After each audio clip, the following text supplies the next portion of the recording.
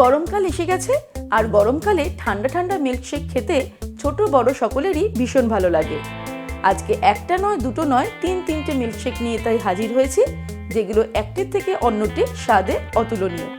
তাই চলুন দেখে নিই জাস্ট 5 মিনিটের মধ্যে ব্রেকফাস্টে এই দারুণ দারুণ মিল্কশেকগুলো আমরা কি করে তৈরি করব।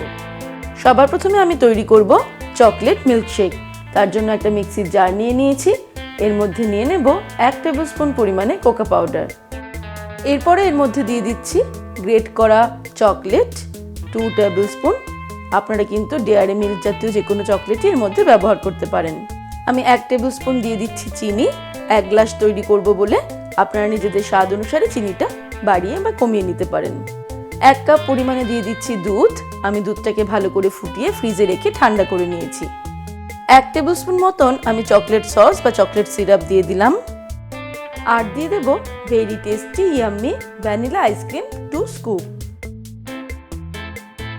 ফাইনালি এর মধ্যে দিয়ে দেব 3-4 টুকরো বরফ। তারপরে মিক্সির জারের ঢাকনাটা আটকে নিয়ে এটাকে মিক্সিতে ভালো করে ব্লেন্ড করে নেব।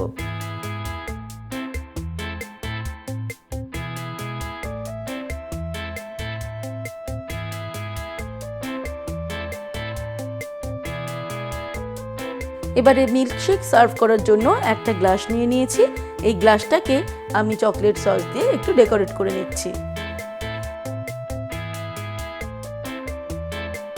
এই দেখুন, গ্লাসটাকে ডেকোরেট করে নিলাম নিজেদের ইচ্ছে মতন।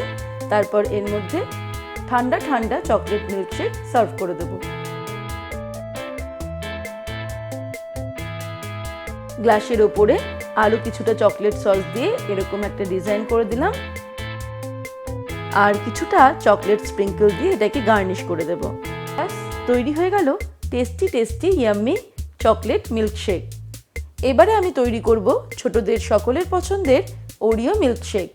তার জন্য আমি নিয়ে নিয়েছি একটা 10 টাকা দামের ওরিও বিস্কিটের প্যাকেট। বিস্কিটগুলোকে ছোট ছোট টুকরো করে ভেঙে নিচ্ছি। সবকটা বিস্কিট ছোট ছোট টুকরো করে ভেঙে নিলাম। এবারে এগুলোকে মিক্সির জারের মধ্যে নিয়ে নেব। চকলেট সস বা চকলেট সিরাপ দিয়ে দেব 1 টেবিল স্পুন। যেই গ্লাসে আমি ওরিও মিল্কশেকটা সার্ভ করব তার মাপ করে 1 গ্লাস দুধ আমি নিয়ে নিচ্ছি। দুধটা কিন্তু ফ্রিজে রেখে ঠান্ডা করা। এর মধ্যে দিয়ে দেব 3-4 টুকরো বরফ। তারপরে মিক্সির জারের ঢাকনাটা আটকে দেব। যেহেতু ওরিও বিস্কিটগুলো মিষ্টি, আমি তাই আলাদা করে চিনির ব্যবহার করলাম না। তবে আপনারা নিজেদের স্বাদ অনুসারে এর মধ্যে চিনি অ্যাড করতে পারেন। এবারে সবকিছুকে ভালো করে মিক্সিতে ব্লেন্ড করে নেব। আবারও আমি সার্ভিং গ্লাসটাকে চকলেট সিরাপ দিয়ে ডিজাইন করে নিয়েছি। এর মধ্যে ঠান্ডা ঠান্ডা ওরিও মিল্কশেক সার্ভ করব। ওরিও বিস্কিটগুলো ভাঙার সময় ছোট দুটো বিস্কিটের টুকরো আমি রেখে দিয়েছিলাম, সেই দুটো দিয়ে গ্লাসটাকে গার্নিশ করে দিলাম। ব্যাস yummy yummy tasty and healthy Oreo মিল্কশেকও আমাদের একদম রেডি টু সার্ভ। এবারে আমরা যেই মিল্কশেকটা তৈরি করব সেটা কিন্তু দারুণ টেস্টি কাস্টার্ড মিল্কশেক। তার জন্য আমি 1 কাপ পরিমাণ দুধ, যে গ্লাসে আমি মিল্কশেক সার্ভ করব সেই পরিমাণ দুধটা একটা পাত্রের মধ্যে নিয়ে নিয়েছি। এবার এটাকে আমি ফোটাতে শুরু করব। দুধটা যেই ফুটে উঠবে তখনই আমি ওভেনটাকে একদম লোতে করে দিয়ে এর মধ্যে মিক্স করে দেব কাস্টার্ড মিল্ক। অর্থাৎ একটা ছোট বোলের মধ্যে আমি 1 টেবিল স্পুন কাস্টার্ড পাউডার নিয়ে কিছুটা দুধের মধ্যে গুলে রেখেছি, সেটা এর মধ্যে অ্যাড করে দেব। আর দুধটা কিন্তু অবশ্যই রুম টেম্পারেচারে থাকতে হবে। এই সময়ে দিয়ে দেব এর মধ্যে চিনি। আমি 1 টেবিল স্পুন চিনি দিচ্ছি, আপনারা নিজেদের স্বাদ অনুসারে অ্যাড করবেন। এবারে মিডিয়াম টু লো ফ্লেমে নাড়তে নাড়তে 1 মিনিট মতন রান্না করে নেব। ব্যাস আমাদের কাস্টার্ড মিল্কশেক রেডি। এটাকে আমরা বাইরে রেখে ঠান্ডা করে নেব, রুম টেম্পারেচারে নিয়ে আসবো। তারপর এটাকে ফ্রিজে রেখে চিল্ড করতে হবে। এবারে আমি একটা গ্লাস নিয়ে নিয়েছি। এর মধ্যে এই ঠান্ডা করে রাখা কাস্টার্ড মিল্কশেক ঢেলে দিচ্ছি। এর ওপর দিয়ে কিছুটা পরিমাণে আমন্ড আর পিস্তা কুচানো দিয়ে আমি গার্নিশ করে দেব। ব্যাস ঠান্ডা ঠান্ডা কাস্টার্ড মিল্কশেক আমাদের একদম রেডি টু সার্ভ।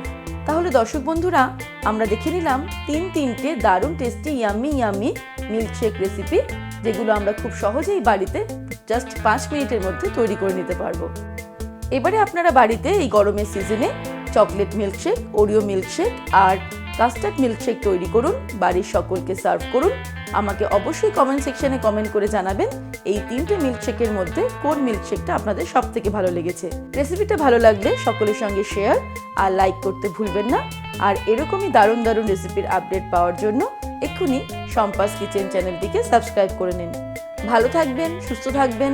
আমি আবার হাজির হব নতুন নতুন রেসিপির সঙ্গে। নমস্কার।